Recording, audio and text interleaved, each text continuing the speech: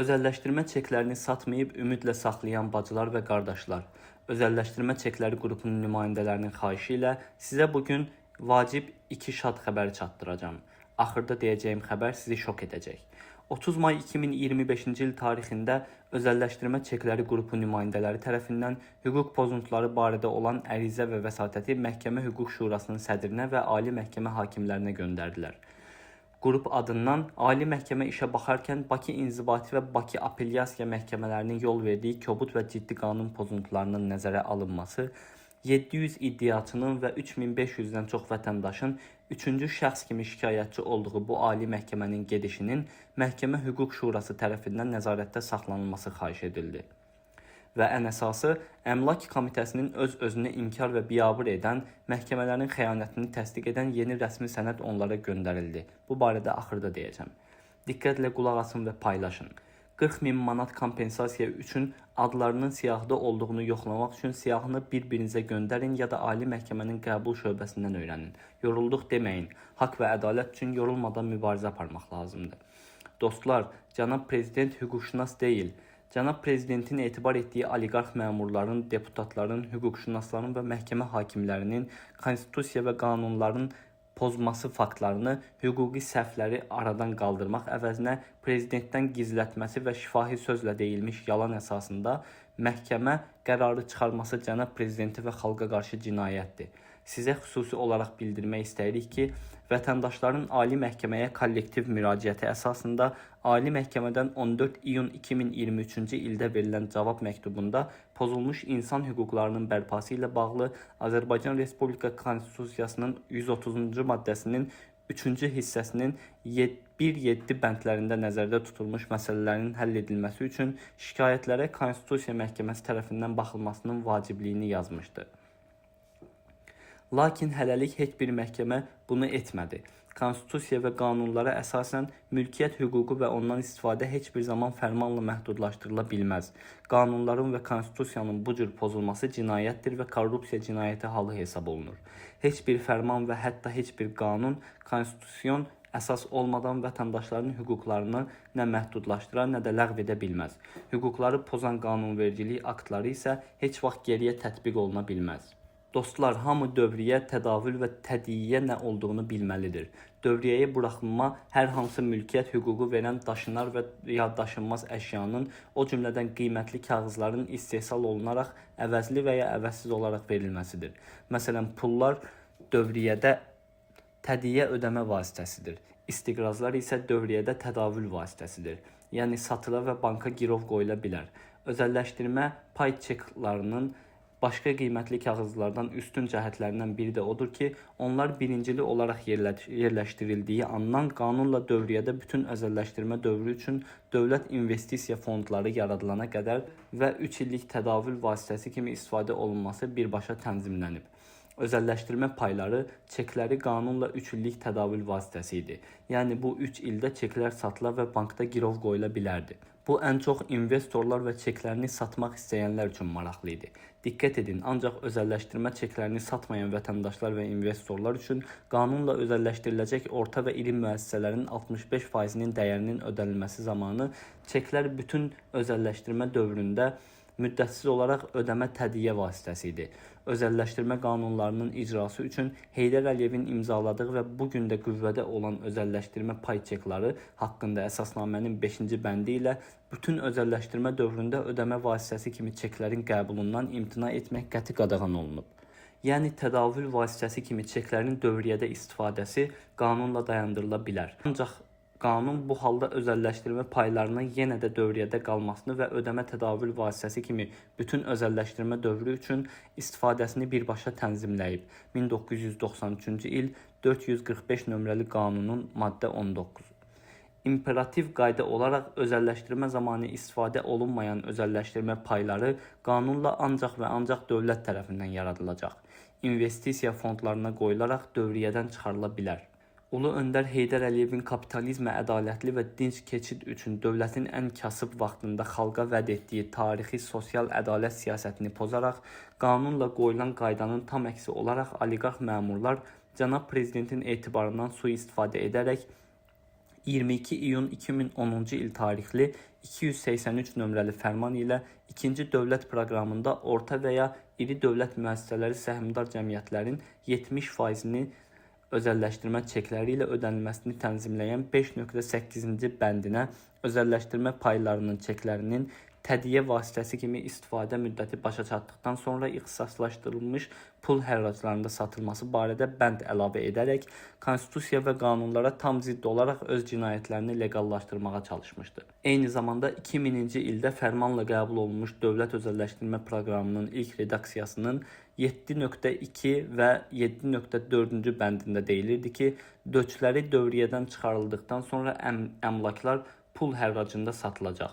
Göründüyü kimi, burada tədavüldən deyil, dövriyyədən çıxarıldıqdan sonra deyilir. Çünki döçləri dövriyyədə qaldığı müddət ərzində qanunla bütün özəlləşdirmə dövrü üçün orta və iri müəssisələrin özəlləşdirilməsi zamanı 65% əmlak dəyəri həcmində ödəmə vasitəsidir. 22 iyun 2010-cu il tarixli 283 nömrəli fərmanla bu bəndləri dəyişdirilib. Əvəzində hüquqi terminlərlə manipulyasiya edilərək konstitusiya və qanunların kobud pozuldu və özəlləşdirmə çekləri dövriyyədən deyil, tədavüldən çıxarıldığı halda yazıldı. Beləliklə, öz cinayətlərini legallaşdırmaq istəyən oliqarx məmurların özəlləşdirmə çeklərini dövriyyədən çıxarmadan qanunla 65% vətəndaşlara aid olan orta və iri dövlət əmlaklarını su qiymətinə öz çekli pulları ilə özəlləşdirilməsi 16 ildir davam edir. Bu isə konstitusiya, qanunların və beynəlxalq insan hüquqlarının çox kobud pozuntusudur. Əgər dövlət qanunla əmlak payı kimi təminat olaraq verdiyi çeklərin üzərində aydın yazılıb, özəlləşdirmə pay çekləri ilə özəlləşdiriləcək orta və iri müəssisələrin 65%-i xalqa vətəndaşlara məxsus dövlət əmlaklarını pulla satmaq istəyirsə, konstitusiyaya və qanunlara əsasən mülkiyyət hüququ olan özəlləşdirmə pay çeklərinin dəyəri əvvəlcədən ödənilməlidir. Bu hüquq pozuntusu cənab prezidentin etibarından sui-istifadə edən oliqarx məmurların və hüquqşünasların cinayəti və hiləsidir. Qanunla özəlləşdirmə pay çeklərinin dövriyyədə tədavül müddətinin fərmanla məhdudlaşdırılması, onların qanun, konstitusiya və beynəlxalq hüquqla müəyyən olmuş mülkiyyətdən istifadə hüququnu, yəni dövriyyədə ödəmə tədiyyə vasitəsi kimi istifadəsini heç bir halda məhdudlaşdıra bilməzdi. Yəni dövriyyədə olduğu müddətdə özəlləşdirmə çekləri qanunla həmişə ödəmə tədiyyə vasitəsi kimi istifadə olunmalı idi. Göründüyü kimi, dövlət özəlləşdirmə çekləri qanunla verilib.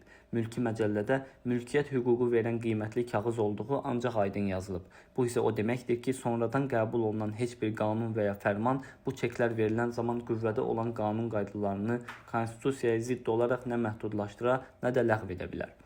Lakin Apellyasiya Məhkəməsi qanun və konstitusiyanın pozuntularını sübut edən bu hüquqi faktları da araşdırmadı. Hamı bilməlidir ki, mülki məcəllənin iddia müddətinin şamil edilmədiyi tələblər adlanan 384-cü maddəsində deyilir ki, dövlət və ya bələdiyyə orqanının və ya onların vəzifəli şəxslərinin əmlaka sahiblik, ondan istifadə və ya ona dair sərəncam üzrə mülkiyyətçinin hüquqlarını pozmuş aktının etibarsız sayılması haqqında mülkiyyətçinin tələblərinə iddia müddəti şamil edilmir. Yəni, bu problem məhkəmələr tərəfindən həll edilənə qədər 20-30 il keçsə də qanun və konstitusiya pozuntusu həmişə mütəşəkkil korrupsiya cinayəti sayılacaq. Heç kim özəlləşdirmə çeklərini satmasın. Ən əsas məsələ ondan ibarətdir ki, bu problem ölkə daxilində öz həllini tapmasa, vətəndaşların Avropa İnsan Hüquqları Məhkəməsinə və Birləşmiş Millətlər Təşkilatının komissiyalarına müraciət edəcəyi qaçınılmaz olacaq. Bu isə dövlətçiliyimizin və cənab prezidentin imicinə ziyan vurmaq istəyən oliqarx məmurların xəyanətidir. Bu səbəbdən ölkə daxilində bu problemin tam araşdırılması və səhvlərin aradan qaldırılması çox vacibdir. Məhkəmə Hüquq Şurasından xahiş etdik ki, bu hüquqi səhvlərin aradan qaldırılması üçün işin ölkə daxilində düzgün araşdırılmasına nəzarət və köməklik etsin. Və xahiş etdik ki, göstərilən hüquqi məsələlər xüsusilə aşağıdakı sualların araşdırılması təmin edilsin. 1. Dövlət özəlləşdirmə çeklərinin emitenti kimi əmlak məsələləri Dövlət Komitəsi tərəfindən dövlət özəlləşdirmə çeklərinin dövriyyədən çıxarılması üçün qanunvericiliklə bu işə səlahiyyətli olan dövlət orqanlarına rəsmi müraciət edilibmi və edilibsə nə vaxt edilib? 2. Qanunvericiliklə buna səlahiyyətli və cavabdeh olan dövlət orqanı tərəfindən dövlət özəlləşdirmə çekləri dövriyyədən çıxardılıb mı? 3. Əgər dövriyyədən çıxarılıbsa, bu hansı tarixdə, hansı normativ hüquqi aktda, normativ xarakterli və qeyri-normativ xarakterli aktda əsasən həyata keçirildi? 4. Əgər dövriyyədən çıxarılıbsa, məlumat qiymətli kağızların dövlət reyestrində müvafiq qeydlər edildiyi gündən 7 iş günü müddətində rəsmi məlumat kütləvi informasiya vasitələrində dərc olunubmu? 5. Dövlət qiymətli kağızları haqqında bütün məlumatlar dövlət əhəmiyyəti daşıyır və qanunla qorunur.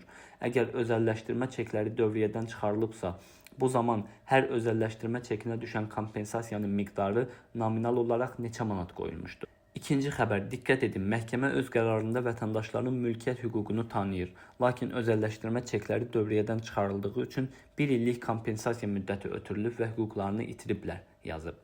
Bildiyiniz kimi kompensasiya müddəti ancaq və ancaq dövlət özəlləşdirmə çeklərinin dövriyyədən çıxarıldığı andan hesablana bilər. Məhkəmələrdə Dövlət Əmlak Komitəsi nümayəndələri heç bir rəsmi sənədə əsaslanmadan şifahi sözlə özəlləşdirmə çeklərini cənab prezident dövriyyədən çıxarıb deyirlər. Burada sual olunur ki, cənab prezident öz fərmanı ilə qanunla qoyulan qanunvericilik qaydasını pozubmu? Belə ki, qiymətli kağızların dövriyyədən çıxarılması qaydalarının hazırlanmasına və dövriyyədən çıxarılmasına qanunla cavabdeh olan və nəzarət edən ali dövlət orqanı, yəni Azərbaycan Respublikasının Maliyyə Nəzarət Palatası tərəfindən özəlləşdirmə çeklərini dövriyyədən çıxarmayıbsa, necə ola bilər ki, məhkəmədə hakimlər heç bir rəsmi dövlət sənədi olmadan şifahi söz əsasında qərar verir, çeklərin dövriyyədən çıxarıldığını qəbul etdirir? Axı cənab prezident öz fərmanında 2011-ci il yanvarın 1-nə qədər istifadə olunmayan çeklər dövriyyədən çıxarılır yazmayıb. Cənab prezident fərmanda açıq-aydın göstərib ki, çeklər qanunvericiliklə dövriyyədən çıxarılır.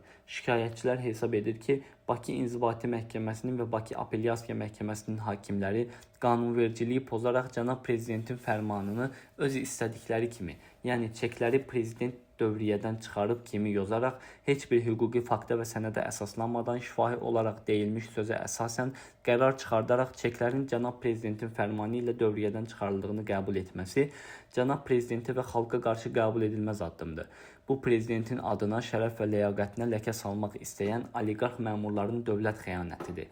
Bu oliqarx məmurların xainliyi və niyyəti ondan ibarətdir ki, uzun illərdir xalqın onlara qarşı olan nifrətini, söyüş və qarğışlarını cənab prezidentin üzərinə yönəltsinlər. Dostlar, biz məhkəmələrə təqdim etdiyimiz ali dövlət orqanlarının rəsmi sənədləri ilə özəlləşdirmə çeklərinin dövriyyədə olduğunu təsdiq etdik. Belə ki, 2017-ci ildə Azərbaycan Respublikası Maliyyə Bazarlarına Nəzarət Palatasının verdiyi 2 rəsmi cavab məktubunda deyilir ki, dövriyyədə olan döçlərinin tədiyyə vasitəsi kimi istifadəsinin 2011-ci ilin yanvarında başa çatdığını, ancaq dövlət özəlləşdirmə paylarının, çeklərinin dövriyyədən çıxarılması prosedurlarını əks etdirən qaydalar müəyyən edilmədiyini və bu səbəbdən 2011-ci ilin yanvar ayının 1-nə qədər dövlət əmlakının özəlləşdirilməsi zamanı tədiyyə ödəniş vasitəsi kimi istifadə edilməyən dövlət özəlləşdirmə paylarının gələcəkdə dövriyyədən çıxarılması nəzərdə tutulmuşdur. Dostlar, məhkəmələr yalan olaraq özəlləşdirmə çeklərinin dövriyyədən çıxarıldığı barədə şifahi söz əsasında verdiyi qərarı rəsmi dövlət sənədləri ilə əsaslandırmalı idi. Çünki bu qanunların tələbidir. Əgər bu yalan məlumatdırsa, bu cinayətdir və xalqın aldadılması, xalqa qarşı xəyanət və düşmənçilikdir.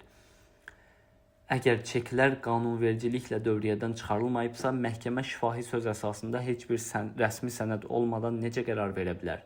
Biz əvvəlki məhkəmə iclasları zamanı video çəkilişlə olub. Dəfələrlə xahiş və tələb etdik ki, əgər özəlləşdirmə çeklərinin dövriyyədən çıxarılması qaydalarına və nəzarətinə qanunvericiliklə cavabdeh olan ali dövlət orqanlarının rəsmi sənədlərinə inanmırsınızsa, onda düzgün məhkəmə qərarı üçün informasiya xarakterli bu suallara cavabdehlər mütləq cavab verməli və rəsmi sənədlərdə təsdiqi olmalıdır.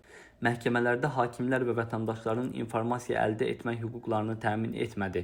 Heç bir sualımıza nə şifahi, nə də rəsmi sənədlə cavab verilmədi. Şifahi söz ilə deyilmiş bir yalana hüquqi qüvvə vermək istəyənlər məhkəmə sisteminin adına qara ləkə, dövlətçiliyə, cənab prezidentə və xalqa qarşı xəyanət və cinayət edənlərdir. Daha bir şad xəbər, özəlləşdirmə çeklərinin dövriyyədən çıxarılmasının yalan olduğunu və məhkəmə qərarının cinayət olduğunu Əmlak Komitəsinin rəsmiləri öz rəsmi məktubu ilə sübut etdi. Belə ki, Azərbaycan Respublikası İqtisadiyyat Nazirliyi yanında əmlak məsələləri dövlət xidməti tərəfindən özəlləşdirmə çeklərini satmayan bir qrup şəhid anaları və müharibə veteranları tərəfindən verilmiş ərizəyə əvvəl dediyim 5 suala cavab olaraq yazdıqları 20 may 2025-ci il tarixli rəsmi məktubunda özəlləşdirmə çeklərinin dövriyyədən çıxarılmadığı aydın görünür. Yəni şikayət məktubunda olan 5 suala cavab olaraq onlar ancaq və ancaq özəlləşdirmə çeklərinin tədavül və tədiyyə vasitəsi kimi istifadə müddətinin 01.01.2011-ci ildə başa çatdığı yazırlar. Çeklərin dövriyyədən çıxarılması yazılmayıb. Diqqət edin ki, verilən 5 suala bu cavab 2025-ci il 20 mayda verilib, yəni məhkəmə qərarından sonra. Məhkəmədə şifahi olaraq özəlləşdirmə çekləri dövriyyədən çıxarılıb. Deyilən yalan öz təsdiqini tapmadı. Bu isə məhkəmə cinayəti deməkdir. Ümumiyyətlə hamı bilir ki, çeklər qanunvericiliklə dövriyyədən çıxarılmayıb. Hətta əvvəl də dediyimiz kimi, prezidentin köməkçisi Kərəm Həsənov, Mərkəzi Bankın şöbə müdirləri Yusif Məmmədov və Murad Məmmədov da vətəndaşları qəbul edən zaman bunu etiraf ediblər. Bəs məhkəmələrə kimlər təzyiq edir ki, onlar gözlərini yumaraq bu cinayətin şəriki olurlar? Məhkəmələrin köməyi ilə şifahi sözələ deyilmiş, bir yalana hüquqi qüvvə vermək istəyən oliqarx məmurlar, məhkəmələr və vicdansız hakimlər vasitəsilə öz cinayətlərini cənab prezidentin üstünə atmaq istəyirlər. Bu isə mütəşəkkil cinayət kimi cənab prezidentə və xalqa qarşı düşmənçilikdir. Paylaşın dostlar, aldanmayın, çeklərinizi satmayın, yorulduq deməyin. Haqq və ədalət üçün yorulmadan mübarizə aparmaq lazımdır. Ümid edirik ki, siz sosial şəbəkələrdə paylaşanda hansısa qeyrətli məmura rast gələr və cənab prezidentə düzgün məlumat verəcək. Allah böyükdür.